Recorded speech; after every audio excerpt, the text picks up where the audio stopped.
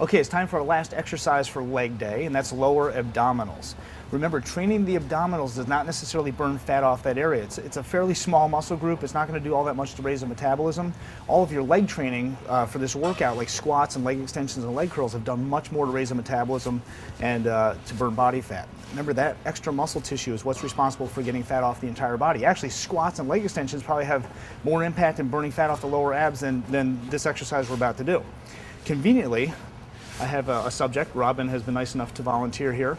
It's a lot easier than doing it myself. Go ahead and bring your knees up here, Robin. Feet down. There's a few different ways I want to show you to train the lower abdominals safely. Remember, leg lifts, anything where your feet are out far away from you and you're arching your lower back, works the hip flexors. It really doesn't put much emphasis on the abs. And what we're trying to do is basically rotate the pelvis bone to the sternum. So when you did upper abs, you pulled down, you went sternum to pelvis. That worked more the upper abs. When you do lower abs, you're bringing the pelvis to the sternum. It's the opposite direction. And you can't help but work upper when you work lower. I mean, they do kind of contract together, but this does help isolate it. And I find if I work abs, if I split them up, at least do a little bit of my abdominal region each and every workout, it really helps you focus a little bit more on diet and just kind of stay back into your entire routine. Helps you keep accountable on dietary principles and cardio, and just keeps your whole program in check. This is probably the most basic way to work lower abdominals. All you're going to do, keep your hands down like this, and just bring your knees back towards your chest. All you're doing is a rotation of the hips, just a little bit, and then back down, tapping your toes to the table or the mat if you're on the floor, just like that. Now, this motion, go ahead and bring your feet up for a second. This motion right here, anything past this is more hip flexor. It's not really getting the abdominal muscles all that much. So you really don't want your knees to go that much further than this, like a 45-degree angle at most. So what I tell people is to touch your toes, tap your toes down to the table, and then rock back. So by doing this, if you tapped anything other than your toes, like your entire foot or your heel, you'd be tempted to go further away. You'd keep your feet farther away from your body. You can feel your back start to arch. And slowly back down, just like that. So that's the first basic exercise for lower abdominal training. Now, Robin here is a mother of two twins, so she's in phenomenal shape considering, or even not, right?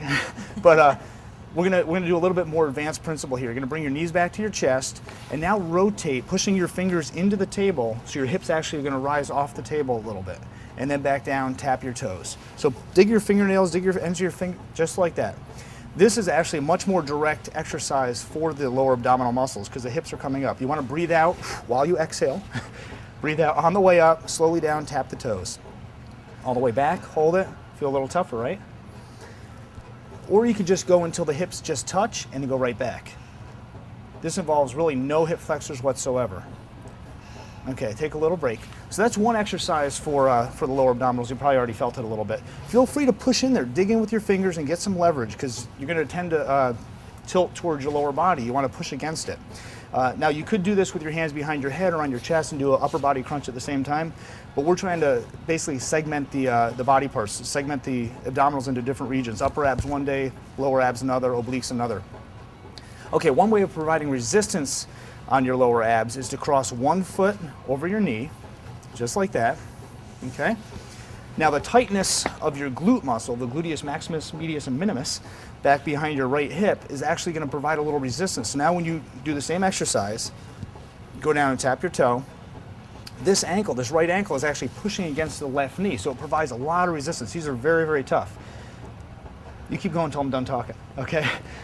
Now, just like I mentioned before, when you're training obliques, if you're training one side, you don't want to do the same side every day first. So some days you're going to train your left side first. Some days you're going to keep going, train your right side first, and alternate. You could do like 5 one way, 5 another way, back and forth, and slowly down. That's good. That's good. Do you feel those a little bit? Yeah. Don't forget to do the other side, and you can rest a little bit in between. That's a full set. You're going to go to the point of probably close to failure. So you want to take a break in between and recover, and then go ahead and do the other side. Do a few just to check form.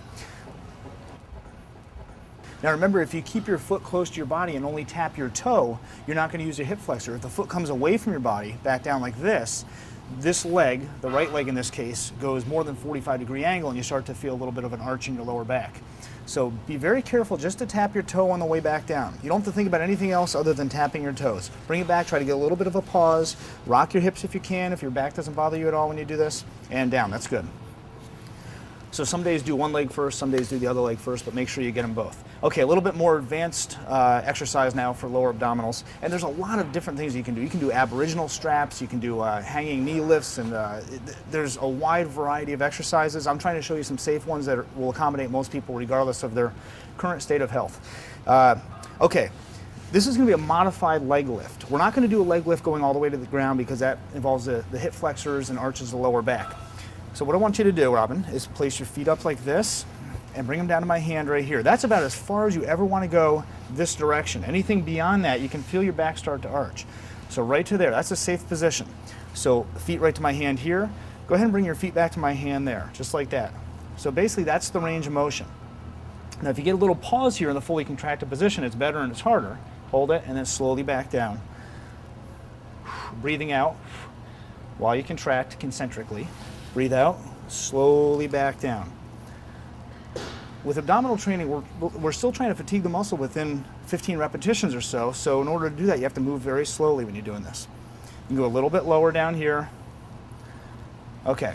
Now, if you want to do any more of a range of motion without injuring the lower back, you may want to provide a little support to your lower back with your hands. Bring your feet down for a second. Put your hands in fists, and you're actually going to sit on the back of your wrists. Okay, hands apart just a little bit, and hands are going to be this direction. So you're actually going to make like a little bit of a divot or a pocket in the back of your wrist just to provide a little lower back support. Your glutes are going to kind of sit in there, your hip bones. Now bring your feet back up. Might feel a little bit better. Okay, do the same thing. You might be able to go a little further down without your lower back arching. And you can come back a little farther this way if you want, as long as your lower back doesn't bother you. Or, a little bit more difficult here, we're going to go like this into 4 stages. Up, and then try to push your feet up towards the ceiling, down, and down. So it's like a 4-stage movement. Up, down, down. That's the exercise. Up, up, good. Hold on one second. If your legs are straight in this position and you go down, that's much more hip flexor involvement. So you always want to have your knees slightly bent in this position. Okay, try a few on your own. And try to get that pause at the top.